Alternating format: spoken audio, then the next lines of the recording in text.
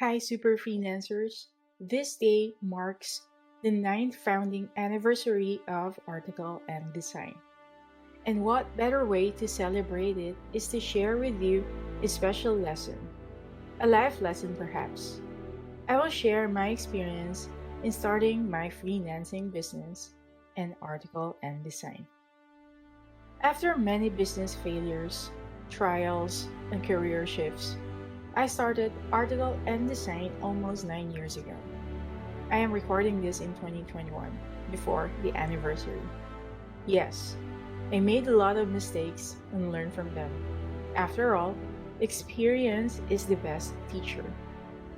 But you know what? Necessity is the greatest teacher. You know why? I am a pre-med student and a law school dropout, and I don't know anything about freelancing and running a business. But there was a necessity that I needed to do something. Something that I want, not what other people want me to do. If I don't decide on something, I said to myself, I fall again for anything. So there was this necessity or need. I don't know anything about marketing myself as well, but I persevered. Back when I was figuring out how to make it in the freelancing world, I printed this quote from Henry David Thoreau and placed it on my desk to constantly remind me. It says, you cannot dream yourself into a character. You must hammer and forge yourself one. I told myself, enough of jumping from one career to another. 2011 was when I decided to become a freelancer full time. And long story short, I became unstoppable. In 2012, Article and Design was built out of necessity as well because of the projects pouring in. And then I was forced to learn marketing. Thus, I created other businesses. Some failed and some stuck, like the tourism business and lifestyle that I did. I'll take you down to memory lane. Looking back, I was in my early 20s who had nothing but a hunger for freedom and flexibility to unleash my creative pursuits. I grew up in a bakery business, thus, I always had an entrepreneurial mindset. And in retrospect, that's what I believe helped me learn things that I didn't know until I developed a growth mindset. As a Filipino and growing up in a small town where everyone knows your family's fridge brand or refrigerator brand, you need to be a doctor, lawyer, engineer, and of all sorts to be seen successful. The school was fun, but I always feel there's more to life than getting a degree and going to a reunion when your name has additional letters to it. Yes, I was an achiever in high school, I believe so, and I was the high school president your mom warned you of. But I never considered myself an achiever in college. And I was just this girl who loves yellow shirts and the drummer in our all-girl band. I also play side gigs with my bandmates called Easy Morning. Music was my escape. During my college days at the Science and Mathematics building, I felt so outcasted. I always find myself wondering, what am I doing there? But one thing I'm sure of every time I go home, I love computers, and I'm curious how the internet works. And I always wondered why business people have more money than those working in the corporate, and why doctors and lawyers that I met look so stressed.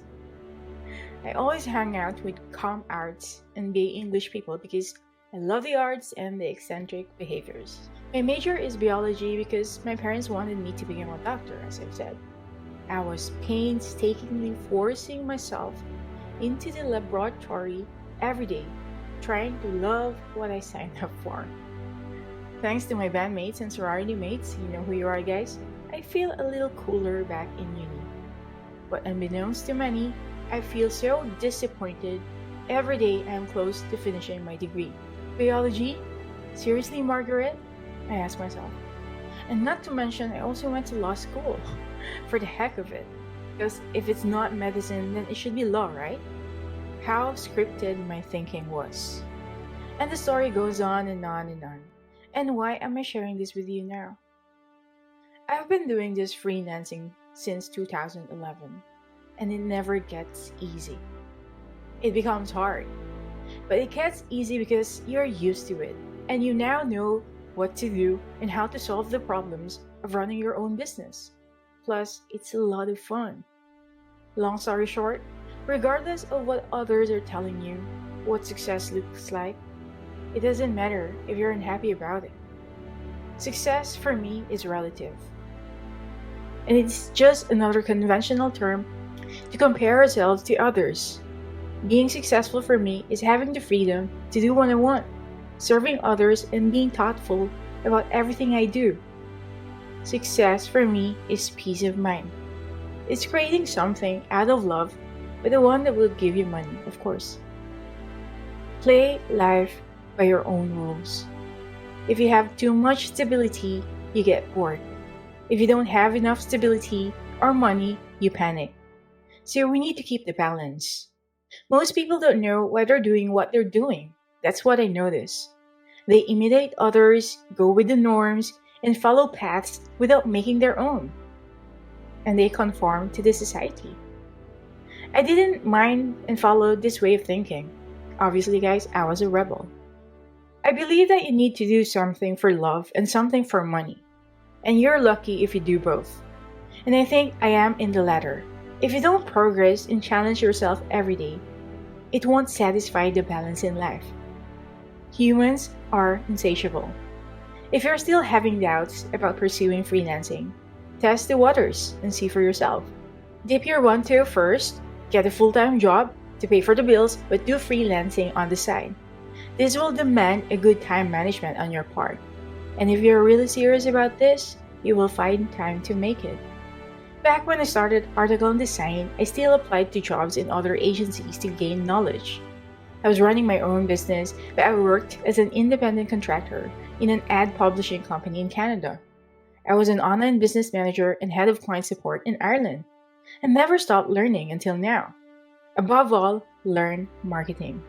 Marketing is the most important thing every business owner or freelancer should know. You need to know how to create business models. And congratulations that you're here in our community because we teach you the marketing with empathy. I'd like to share these books before I end this speech and the lessons I learned from them. These books influenced me to carve my path and focus on how to market myself properly and build a business that I am happy building. Book title: The Art of Nonconformity.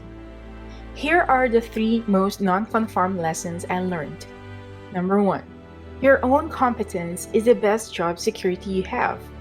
Number 2. Most gatekeepers just give you the illusion of freedom, so challenge them to really get what you want. Number 3. Produce work that will outlive you and make the world a better place. Book title: The $100 Startup.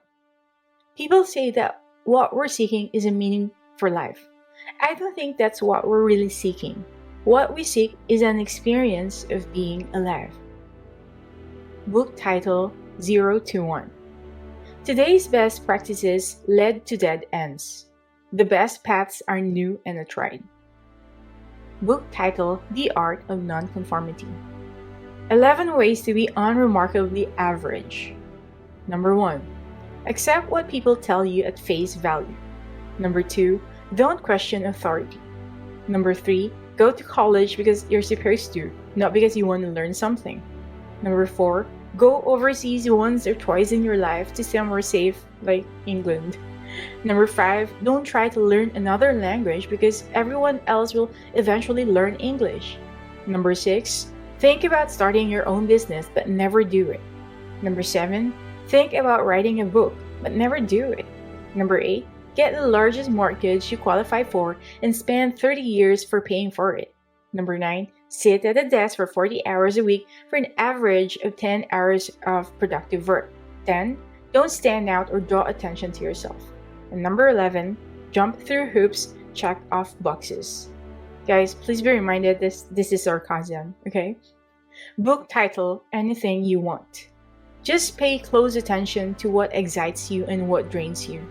Pay close attention to when you're the real you and when you're trying to impress an invisible jury. Book title: The Art of Not Giving a Fuck. I'm sorry for the word. Any attempt to escape the negative, to avoid it or quash it or silence it, only backfires. The avoidance of suffering is a form of suffering. The avoidance of struggle is a struggle. The denial of failure is a failure. Hiding what is shameful is itself a form of shame. Pain is an inextricable thread in the fabric of life, and to tear it out is not only impossible, but destructive. Attempting to tear it out unravels everything else with it. To try to avoid pain is to give too much fucks about pain. I'm sorry again for the word. In contrast, if you're able to not give a fuck, oh my god, I repeated it, about the pain, you become unstoppable. My friends, in freelancing and business, here's what I can say, even if you don't ask me. Whatever excites you, go for it. Go do it. Whatever drains you, stop doing it. You have to pay close attention to that compass, your northern star, what gives you peace and adrenaline even in little day-to-day decisions. But of course, you need to make sure it makes you money, because money is a mover. Have a great day, everyone, and congratulations in advance on your life as a freelancer or a business owner. Life is like a flywheel. You keep pushing and pushing after one goal. We live every day and we only get one chance. What are you going to do with it? Thank you for spending time with me on this journey, and thank you for all your support in Article and Design. This is Margaret, owner of Article and Design, and your #1 fan.